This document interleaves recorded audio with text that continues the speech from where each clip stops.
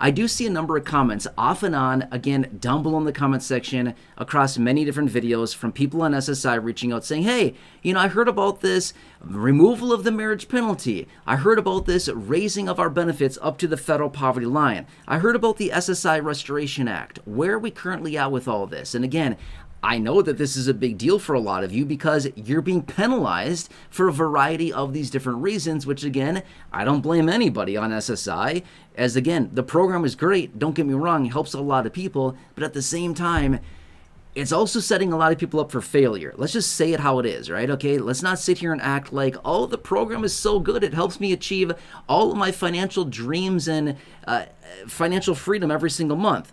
No, anybody on SSI, I think, can certainly say that the program certainly gives you a little bit of money, but at the end of the day, it's still a massive struggle to pay for everything that you need to with rapidly rising prices and these benefits simply not keeping up, especially with a benefit for an individual under $1,000, $994 being the max, and $1,491 being the maximum for a married couple. It's not much money to live on for an entire month, especially when prices keep going up and up and up. Anyway, I don't have to sit here and tell you all that. I mean, obviously you know all that. Okay, let's just quickly talk about the SSI Restoration Act, because all of these questions that I get around SSI are literally encompassed within the SSI Restoration Act, okay? There are standalone bills out there. There are proposals. There are certain lawmakers that are saying, let's do this one thing to SSI. But again, it's all encompassed within the SSI Restoration Act, which, I'm going to be fair with you, I have dedicated videos here on the channel talking about it. But again, to be fair, I have not talked about this in, 4 months, 5 months, something like that, maybe even longer. Maybe it's 6 months now. It's been I shouldn't say a long time, but it's been several months since I've talked about any updates on the SSI Restoration Act. Now, I'm going to be 100% transparent with you with what I am finding as of right now. When it comes down to the SSI Restoration Act or any of the dedicated individual provisions within it, as in the removal of the marriage penalty, the increasing of benefits up to the federal poverty line, all of these other provisions. There's other provisions, but those are probably the most popular ones that are out there.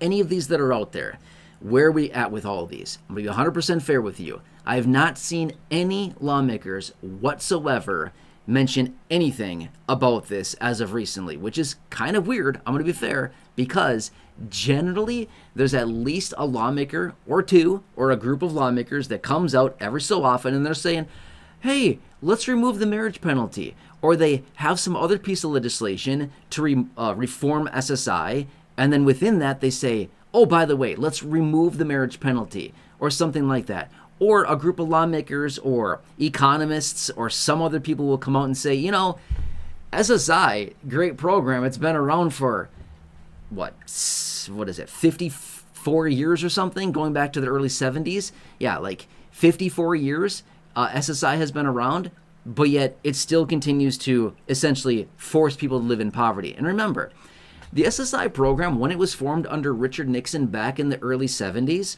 was literally formed as an anti-poverty program. Anti-poverty program. What is it today? It's not an anti-poverty program.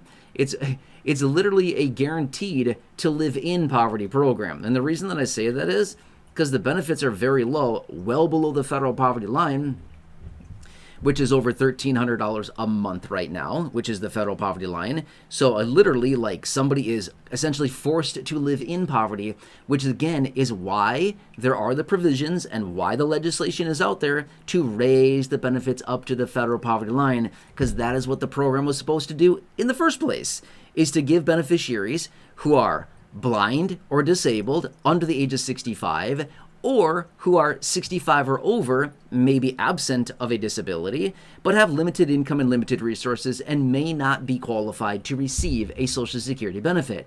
It's literally a program to provide financial stability and financial resources for these individuals on a monthly basis as kind of a replacement for Social Security for these other groups of individuals. Well, it's supposed to be an anti-poverty program, and it's literally set up in such a way that it's fallen behind way below the federal poverty line at a tune of over $300 a month, every single month.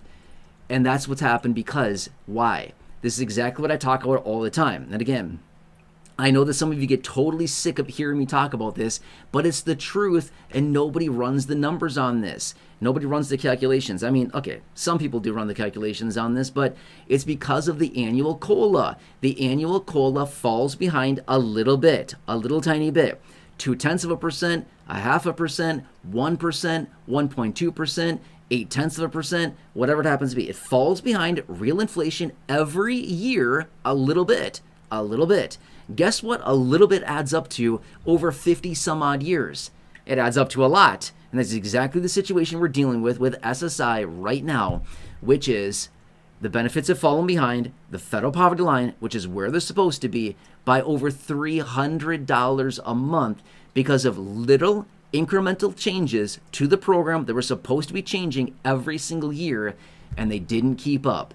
Well, not keeping up for year after year after year, decade after decade after decade, and now here we are sitting with a problem in the middle of 2026 where beneficiaries are behind by over $300 a month, over $3,600 a year. The average beneficiary is behind where they're supposed to be, okay? Anyway, I went off on a little rant there, okay? But I think you caught the point that I made earlier, which is I have not seen, again, I'm watching all the headlines on this. I'm watching everything that lawmakers are introducing. I'm looking at what lawmakers are talking about. We're dissecting all of it. My point being is that I have not heard any lawmakers, any of them, talk about reform to SSI in any major way, in any way as of recently. Okay, just being fair with you, because again, some of you have been reaching out down below, and again, I see the comments, on a fairly regular basis. It's not every day, but a handful per week. And over the course of the last few months here, again, it's been a number of people reaching out saying, hey, can you give an update? Where are we at? Have you seen these changes? Are lawmakers doing anything? When will it be passed? Things like this. I have not seen anything in terms of lawmakers talking about this as of recently, at least over the last handful of months or so. Since I talked about this last, 4, 5, 6 months ago, whenever it was. I'm honestly not even sure the last time I talked about this. But that's where we're at as of right now. So unfortunately, we will need to continue to wait. However, here's kind of the silver lining behind this. It seems like, I don't know if these lawmakers watch my videos or not. I don't know if they watch them or not. But it seems a little bit interesting how every time that I talk about something like this, sure enough, like a week later or the handful of days later, they've got some new proposal. I don't know. It just seems kind of coincidental, okay? So who knows? Maybe this will prompt lawmakers, if they watch these videos, or people that, have connections with lawmakers, maybe they'll watch this and think, gee, election year. Gee, we're only a couple months out from the election. Here's an opportunity to capitalize on that. Maybe we should come up with a great